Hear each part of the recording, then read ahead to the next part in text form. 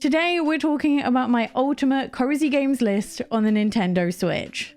Now I forced myself to narrow this list down to only 10 games, and it was actually so hard. Now don't get me wrong, there were already a ton of amazing cozy games on the Nintendo Switch, but in the last year alone, there have been so many fantastic ones. So I slightly cheated with my cozy games list, because I'm actually not going to be including what I call the 2 gateway cozy games, and that's Animal Crossing and Stardew Valley. Now don't get me wrong, both of these games most definitely belong on the top 10 list. But the reason I'm not including them is because most of you here watching this video about cozy Switch games are probably doing so because you already have one, if not both, of those games and are so burnt out that you're looking for new cozy games to fill that spot in your life. But it goes without saying, if you haven't got either of those, then you'll definitely want them because they are literally a cozy game staple. Now, as I'm indecisive and was unable to pick just 10, I'd like to do some honourable mentions before I get into my top 10 list. The first honourable mention that didn't quite make it, as it's not actually finished, is Disney Dreamlight Valley. Despite the fact that it still crashes regularly on the Nintendo Switch, it has still been my daily go-to. It's a life sim similar to Animal Crossing, and whilst the decorating is definitely not easy to do, the life sim elements are just instantly so much more satisfying, purely because you're helping some of your most beloved Disney characters. One of the benefits of being in early access though is that it gets updates every 1.5 months. These include things like new items and new characters and quest lines, keeping the game refreshing and always makes me come back for more. I can't wait to see what this game looks like when it's fully released. I just hope that as it's going out free to play, that they monetize it in a way that doesn't take away from the gameplay. Another honorable mention I want to make is Harvestella, which might be a little bit surprising considering my initial thoughts on the game weren't all that positive, but I played it more and have definitely changed my mind since. Now this didn't make the main list of cozy games as I still think the price is a little bit too high, but you do get an absolutely massive amount of content. It's genuinely such a good mix of farming sim and classic RPG elements. And I know it sounds kind of silly, but one of the things I love is that after you've been running around doing the story and quests, you return back to your home and get back in your own bed. It's such a small detail that makes the game feel all that more realistic and like you're playing as a real character. And then when you wake up in the morning, you tend to your farm and then you need to travel to the destination for the day. The beginning of the game, admittedly, was really slow. Even for an RPG or a farming sim, it was slower than I'm used to. But once it got going, it was actually really good. The world building and story are incredible. And even some of the side quests were so well written, I got teary-eyed at the end of them. Thanks to the huge main story, character quests, and a ton of side quests, there is so much gameplay to be had. The farming aspect, whilst not huge, is still vital to not only make money to upgrade your weapons, but also to make meals that restore your HP when you're in big boss battles. Ultimately, the price, coupled with the lack of cutscenes and no voice acting, made it just miss the top 10 list. But again, it is a very good game. Next is the top 10 list. But before we get into it, I just want to thank today's sponsor, Skillshare. Skillshare is an online learning community with thousands of inspiring classes for anyone who loves learning and wants to explore their creativity and learn new skills. Invest in yourself and your personal growth, which is made even easier by the fact that it's ad-free, which allows you to stay focused as there's new classes added each week, so there's always something new to learn. This month, I've really been focused on trying to elevate my YouTube content to the next level with learning how to edit better. But seeing as I already have most of the basics down, I decided to take the advanced video editing course with Geordie Vanderput. And not only did I learn a bunch of new editing tips and skills, I also learned how to be more efficient with my editing and save time. And the first 1,000 people to use my link down below will get 1 free month to Skillshare. Alright, on to the top 10, as these are in no particular order, but before I do mine, make sure you go to the comment section and tell me what your ultimate favorite cozy game is. Admittedly, this was a very difficult list to make. And for this list, I was looking for a game being more than just cozy. There are literally loads of games on the Nintendo Switch you can buy right now that are both chill and relaxing. But to make this top 10 list, the game needed to be more than that. It either needed to be unbelievably unique to the point where there is nothing remotely like it on the Nintendo Switch, or it needed to make me feel some sort of emotional response that other cozy games don't normally do. As to me, those two aspects in a game are what's going to make it memorable long beyond the lifespan of the Nintendo Switch. Kicking off my list is Unpacking. On paper, this just seems to be a simple game where you unpack boxes of items and place them neatly away in someone's house, and should be nothing more than just relaxing and satisfying. Yet Unpacking says so much without saying a single word, and I even found myself sobbing at the end of the game. The storytelling in Unpacking is genuinely so unique. I think a great example of this is when you move on to a level that clearly shows you've moved in with your boyfriend. And although initially you're super happy for the character as things are clearly going well, that happiness soon turns to sadness. You realize there's barely any space for her belongings in the house whatsoever. And the items you used to have proudly on display for her, like posters and pictures and her degree, can only be placed in one spot, and that's under the bed. And with not a single word in the game whatsoever, you have already learned so much about their relationship.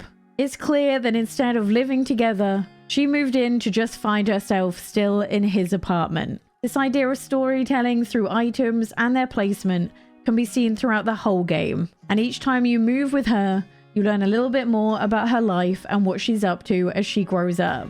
The game also has a whole host of achievements. One of my favorite ones is for putting a toaster in a bathtub.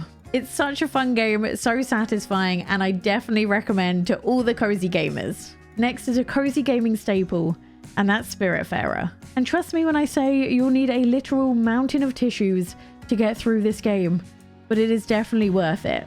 Spiritfarer is a cozy management style game all about helping spirits move on. You play as Stella, a ferry master to the spirits, which is also known as a Spiritfarer. And the hardest part of this whole thing is saying goodbye to the spirit friends when it's their time to move on. Your job is not just to transport the spirits, but to help them with their unfinished business. Each quest you go on for them gets them one step closer to moving on. The game makes sure you get to know each spirit in beautiful detail.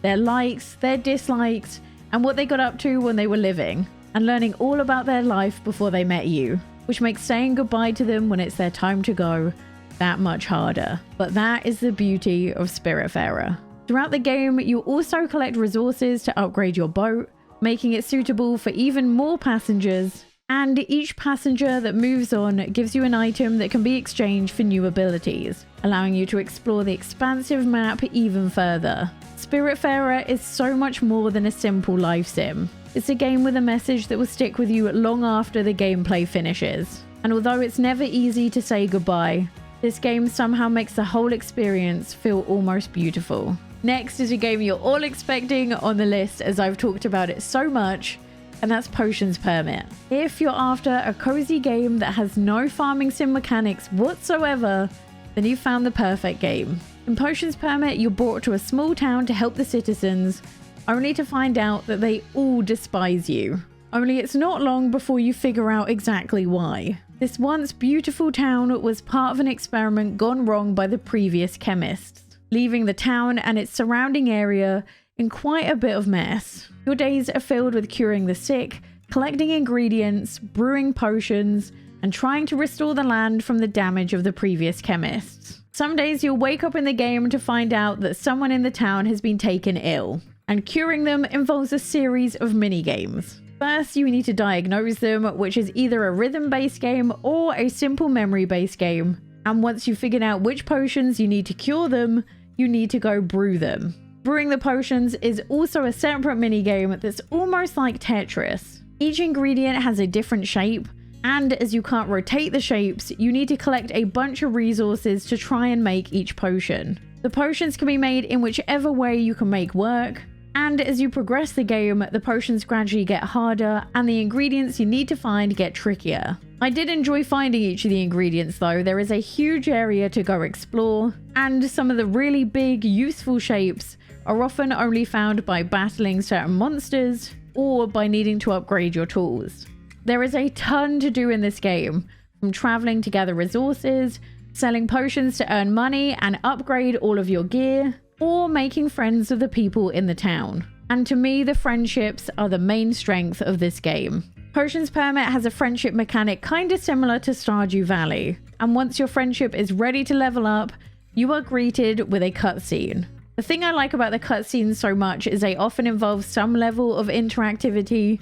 Either they set you a quest you need to go on, or you have to meet them in a certain location at a certain time. And once you've done that, the cutscenes are so rewarding. They let you learn so much about the characters, and the writing makes each of them feel so real. Each character's story is so unique, making everything you try and do to better the town and fix the previous mistakes of the chemists matter so much more. It's such a unique, cozy game, and I enjoyed playing it so much. Next is probably the most chill cozy game on the list, and that's Dorfromantik. And whilst this is a puzzle game, it required enough of a brain cell to make you actively play it, but it wasn't something that got frustrating or was overly difficult. To me, it struck the perfect balance. The game, in its essence, is pretty simple. You get given hexagon tiles which you can connect together. Each tile has a mix of different landscapes, be it water, grass, fields, towns, and more. And all you need to do is try and match as many sides as possible to the same landscape. First of all, even without the puzzle mechanics, the game is absolutely stunning, and I love the music that goes alongside with it. It's also incredibly satisfying to see something like a few houses grow into a huge, vast town. As you play, you unlock different tiles, meaning that every time you play the game, it feels unique and different. And if you're a competitive person, there's also a score associated with each of the games you play. As you're given a finite amount of tiles, you can only increase them by perfectly matching all 6 sides of the tile. And the more sides you match, the higher your score. So you can also challenge yourself to improve and do better each time you play it. This to me is like the perfect game to play when you're like chilling, watching a movie, watching TV, and I love it so much. Next is the wild card on the list, and that's No Man's Sky. This may not be what some consider a typical cozy game, but it's a game I adore, and thanks to the addition of some extra game modes, I think it can definitely be considered cozy. And I'll be making a video on that very soon. But to me, No Man's Sky is everything I want in a cozy game and more. And yes, it did have a rocky start when it first released. In fact, it was one of the worst reviewed games Steam had ever seen. But I truly believe the game as it is right now is what they originally envisioned it to be. And thankfully, the port on the Nintendo Switch is incredible. Just a quick note though, the Nintendo Switch is missing the online functions, so it's not quite as complete as the PC version, but if I'm being completely honest, I have never once used the online function, so it's not something I'm gonna miss. No Man's Sky starts you off on a random planet, and through the game's guidance, you set up a small base, carry out a few missions to repair your ship, and you're free to explore the endless space. And it's only when you see the map as a whole you truly grasp the scale of the game. Each speck you see on the map is a sun. Each sun is surrounded by multiple planets orbiting it, and some of the planets even have moons, all of which you can go to. But to me, the true beauty of the game is seen on the planets you land on. Admittedly, some are barren wastelands in which you can just harvest resources, but some of the islands you land on are brimming with life. The animals, the plants, even the rocks differ greatly on different planets, and it's up to you to explore them and catalogue each and every one of them. You can also find planets that have water, and when you do that, you can swim and explore the ocean and its life too. And I must admit, some of the planets I've been on have been absolutely stunning. Each planet also varies with its hazards. Now, this kind of also depends on which game mode you play on, but some planets will have more aggressive animals, and other planets will have hazards like high or low temperatures, or stuff like radiation. But thanks to the incredible game tutorial, I haven't really found myself in many life or death situations. When you play in the normal game mode like I've been, you will need to collect resources to craft stuff and also for your ship itself. So whenever you go to planets, you'll also need to check what resources you can find on it to see if there's anything useful to get.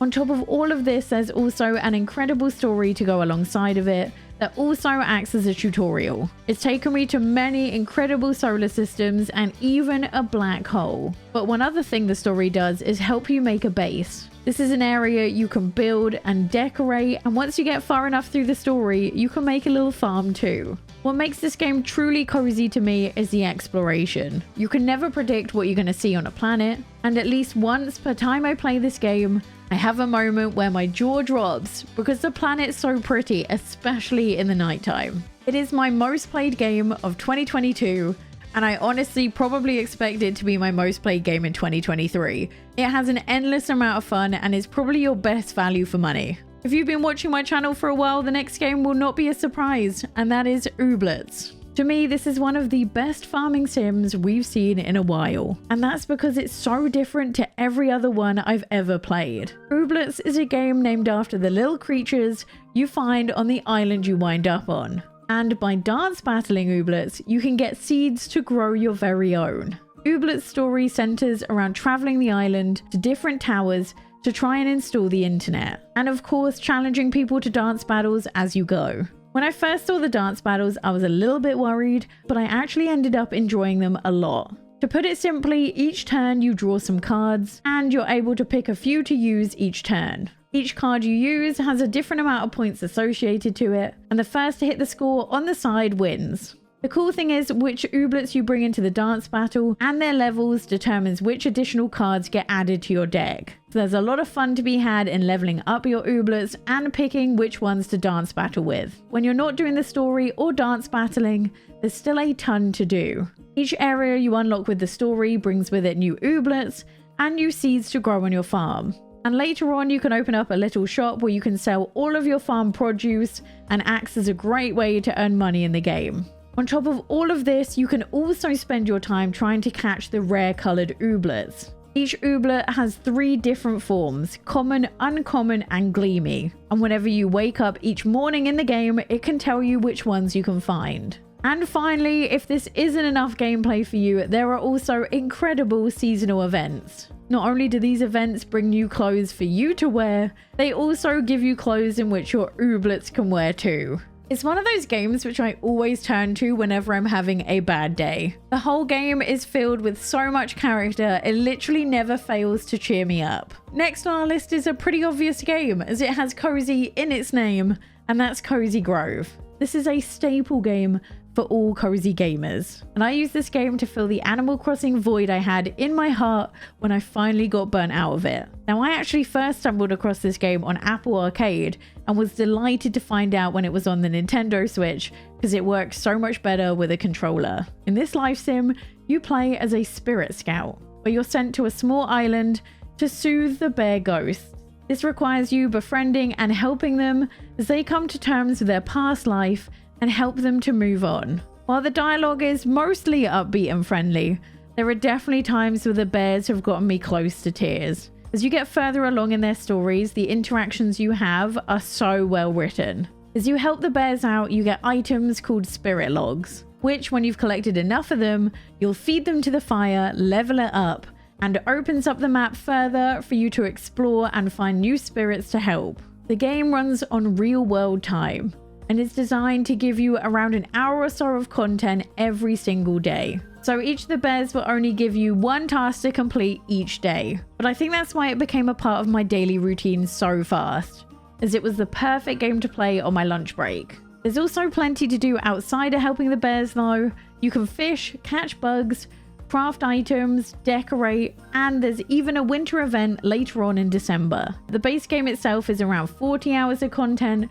but there's also a DLC you can buy to add to that further. I feel like it's kind of a really high quality mobile game, if that makes sense. You know how mobile games don't have a whole lot of content, but it keeps you coming back regularly? It's kind of that idea, only it's not riddled with microtransactions. Next is one of my favorite games of all time, regardless of being cozy or not, and that's Beacon Pines. I won't spend too long on this, as I think I've already mentioned it endlessly, but this truly is one of my favorite games. In Beacon Pines, you play as both the reader of the narrated book and the main character Luca, and the decisions you make in the game will affect the path in which the story takes. The story follows Luca and his friends when they notice some strange happenings at the old warehouse, and for some reason no one else seems bothered by it. You follow them as they uncover hidden truths, make new friends in a story that you control. Only, as the game puts it, most of the paths you take won't have a happy ending, and it's up to you to find the one good path. Throughout the game, you collect things called charms, and these are basically words that you can use in a story branch to control the story. And even if you end up down a branch of the story that doesn't have a happy ending, it might just contain a new token with a word that will allow you to go back to a previous path and change Luca's fate. There's so many reasons I love this game. Firstly, the story itself is absolutely fantastic. The hardest part of the entire game is putting it down to go to bed. I was so sucked into figuring out which was the right path. However, even if you find yourself down one of the bad paths, you'll often find a token you've never found before, and you can go back to a previous branch and try and change Luca's fate. The other thing I love about this game is that I've never played a game like it before. Don't get me wrong, for a cozy game, it has a lot of dark moments. But every wrong story branch was worth it, as it allowed me to piece a little bit more of the story together. The only thing that Beacon Pines could do to make it even better is to be longer. It was a pleasure to play, and I just wish there was more of it. The final game on today's list is Sky Children of the Light. Firstly, can we just take a moment to appreciate that this game is actually free to play? Like, that's wild to me. Now, full disclosure, I have been previously sponsored by Sky Children of the Light and will have a video coming out soon all about it. But if you're after a free, cozy game, then this is the perfect game for you. And if you're someone who's feeling lonely right now, this will definitely help. For this game has to be the coziest MMO I have ever had the pleasure to play. Every level you play with other people. And the game makes it super easy to become friends and help each other out to find spirits. Some of the spirits are super easy to find, whereas others will either need a friend to help you or will require you to progress further in the game and come back to find it later. But every spirit you come across tells a story, not with words, but with their actions. It's honestly the perfect game to play regardless of if you have 5 minutes or 5 hours. Those are my top picks of cozy games as of right now. But if you're looking for a list of cozy games coming out in 2023, then click here. I'll see you next time. Bye.